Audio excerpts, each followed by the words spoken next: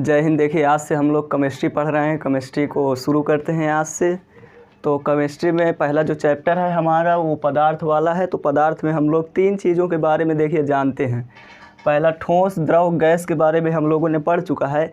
लेकिन क्या है कि प्लाज्मा और बोस-आइंस्टीन कंडेंसेट थोड़ा कम दिया है, ज़्यादा विस्तार में नहीं दिया है। तो बोस-आइंस्टीन कंडेंसेट और प्लाज्मा वाला हम लोग थोड़ा डिटेल से देख लेते हैं। फिर हम लोग नेक्स्ट चैप्टर से अणु और परमाणु अपनी मेन केमिस्ट्री पढ़ना शुरू करेंगे, क्योंकि क्वेश्चन वहीं से ज़्यादा पूछे जाते हैं। स्वागत है दोस्तों आप लोगों का हमारे चैनल एजुकेशन फन 2 में।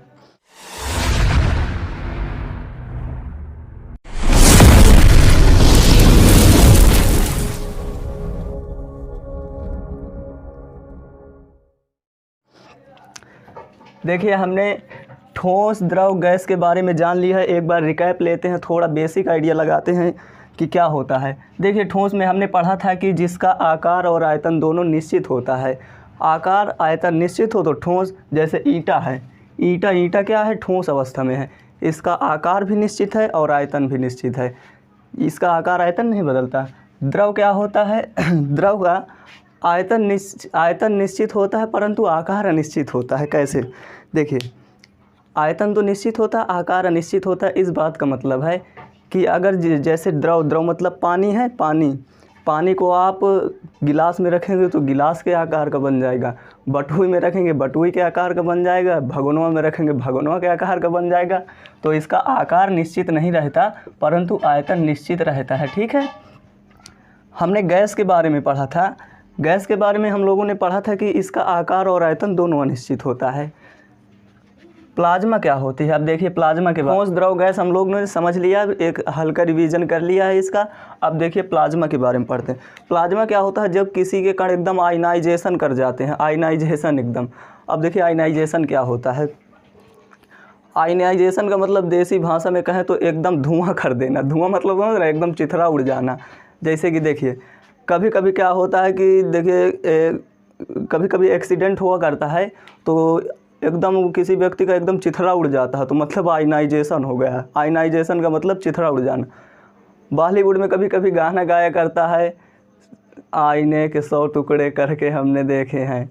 मतलब उसने आईने के आयनाइजेशन कर दिया है, आईने का एकदम चिथरा उड़ा दिया है। अब बताइए, चिथरा उड़ाने के लिए एकदम मतलब क्षमता ज़्यादा होनी चाहिए, टेम्परेचर एकदम हाई हो जाता है। तो प्लाज्मा जब भी रहता है इसका टेम्परेचर बहुत ज़्यादा हाई होता है। तो प्लाज्मा के बारे में और तो एकदम हाई टेम्परेचर में होता है। और इसको डिटेल में समझते हैं। देखिए कैसे। जैसे आप ठोस लेते हैं, ठोस मतलब एक बर्फ़ की सिल्ली या कोई भी ठोस अवस्था में कोई भी चीज़ लेते हैं, उसको जब आप गर्म करेंगे तो वो द्रव में बदल जाएगी। जैसे बर्फ़ है, बर्फ़ को गर्म करेंगे तो द्रव अवस्था में बदल जाएगी। अब द्रव को और गर्म कीजिए, मतलब ठोस से द्रव बनाए हैं और गर्म कीजिए। और गर्म करेंगे तो उसके कण और दूर दूर भागेंगे, और दूर दूर भागेंगे तो वो गैस अवस्था में आ जाएगी। गैस अवस्था में आने के बाद जब और उसको गर्म कीजिए, जाने ही मत दीजिए, पकड़ाएगा ही नहीं। पहले बात तो गैस के कण क्या होते हैं, इधर उधर बहुत ज़्यादा गतिशील करते हैं, अनिश्चित इनका आकार आयतन सब अनिश्चित होता है। तो ये पहली बात तो पकड़ाएंगे ही नहीं। तो पकड़ के इनको और गर्म कीजिए, और जब गर्म करेंगे तब वो प्लाज्मा में बन जाता है। तो प्लाज्मा अवस्था आई होप आपको समझ में आई होगी। प्लाज्मा क्या होता है, ये एकदम हाई टेम्परेचर में होता है। जैसे ये दिखने में कैसा होता है, ये दिखने में शहद जैसे है। शहद एक प्लाज्मा अवस्था में है।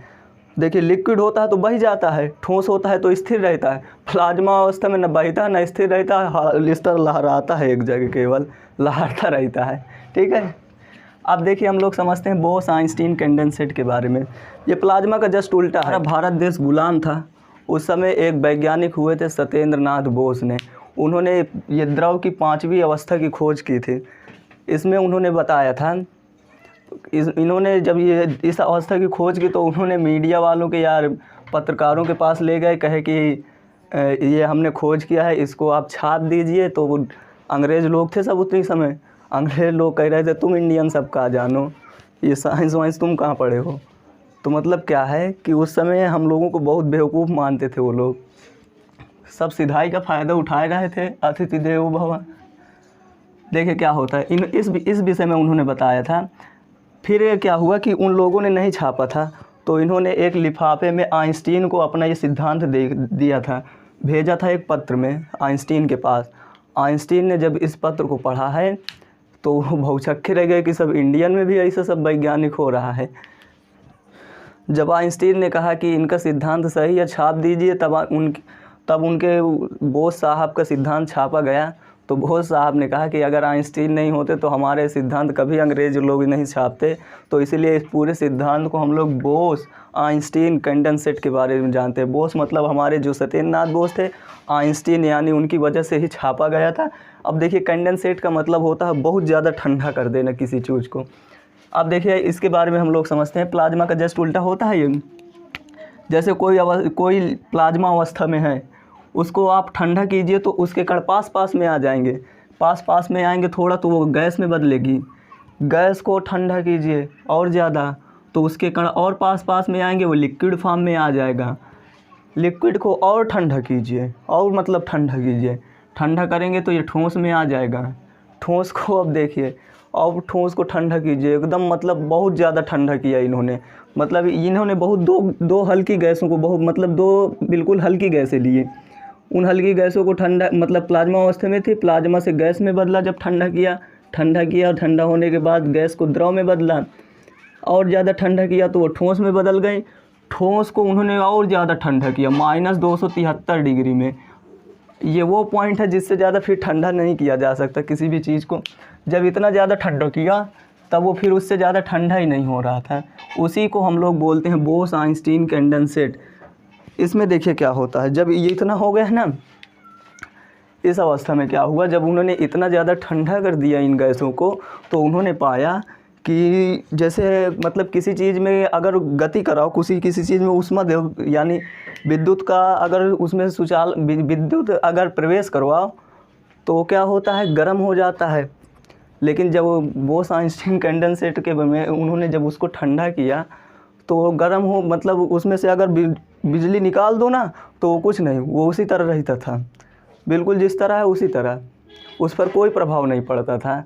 और जैसे आप बोस आइंस्टीन वाला कंडेंसेट जो बताए हैं ना, वो उसको अगर आप मतलब गिलास में रखेंगे ना तो गिलास की दीवार को भी टच नहीं करेगा, मतलब एकदम लहराते रहता है इधर उधर। ठीक है, तो क्या है, हमने बोस आइंस्टीन कंडेंसेट, प्लाज्मा और इसके बारे में देख लिया है। नेक्स्ट वीडियो में हम लोग रसायन के आधार पर जो हमारे पदार्थ के वर्गीकरण है उसको देखेंगे। तब तक के लिए जय हिंद, मिलते हैं फिर नेक्स्ट वीडियो में।